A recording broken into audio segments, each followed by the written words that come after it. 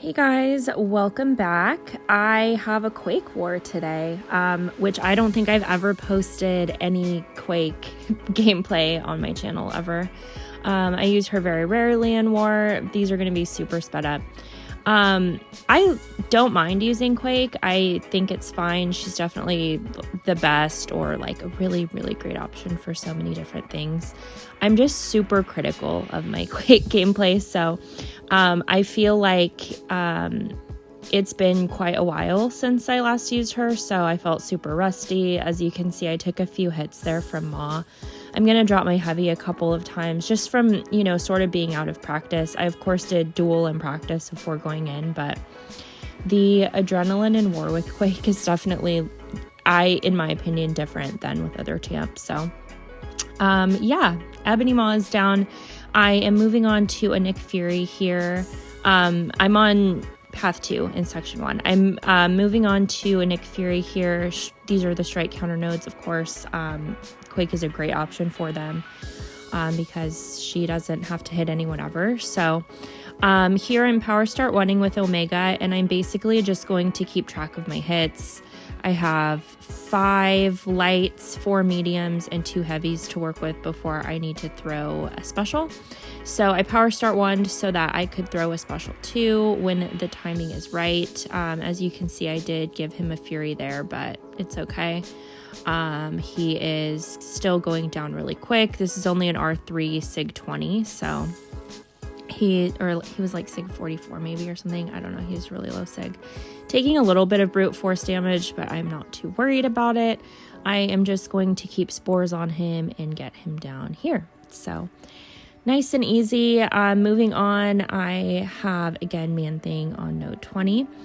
And as you guys know, I've been kind of like refining my technique with using a power start 1 here and also throwing a special 3 defense boost on for safety. The benefit to using a power start 1 here over an invuln is that essentially you don't need to really worry about the shock or about block damage, or if you accidentally take a hit if he doesn't have Furies, because he's not going to be hitting very hard. So that's definitely the way to go. I think I'm just still adapting to it. As you can see, I triggered Mystic at the beginning there, and now I just am going to be letting my spores do their work. I will throw my special so that I can reset strike counter. And yeah, that is pretty much it. This was a pretty clean one. I did get a shock on me here. So, again, I still think I have room for improvement on this fight, but it is going well, and I do feel a lot more comfortable than when I would use an invuln there. It just feels safer. So I'm moving on to section 2. I am on path 2 here as well.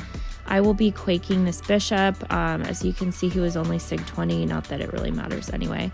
And I did invuln. I invulned for both Maw and for bishop here, just because, like I said, I'm a little bit out of practice with Quake. So yeah, this is also sped up because I don't think anyone wants to watch several minutes of quaking. But yeah, not much to say here. Again, I have a couple of like dropped heavies and just not like the perfect Quake performance, but I am not going to die. So that's the most important thing.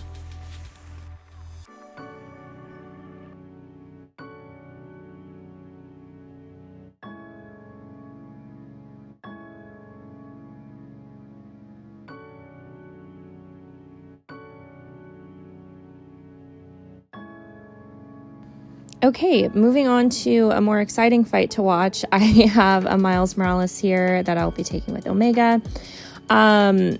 I forgot he had Mystic Dispersion, so I'll just say that right off the bat. Thankfully, I put this invuln on. The difference between these strike counter nodes versus the strike counter nodes in section 1 is that these have a block penetration. I'm not too worried about it. There goes my miss. It's okay. It's not a big deal. And these also have the disorient nodes when you dash back. So, I mean, it's fine. My parries are still sticking and he's about to be dead. So overall, I had that mistake in the beginning, but it's fine and he's down. So I will be then taking this Surfer on strike counter buffet. I have taken this fight a bunch of times, and I do take decks off for it, as I've said before.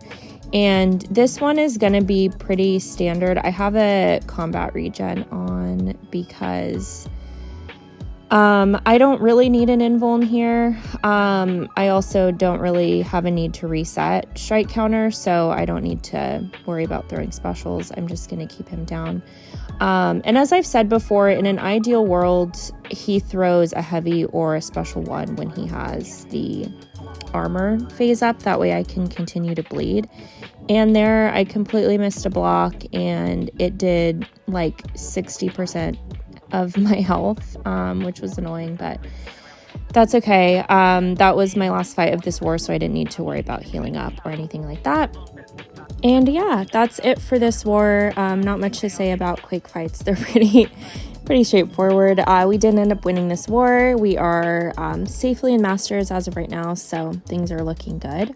And yeah, that's about it for me. Thanks for watching, guys. I will see you next time.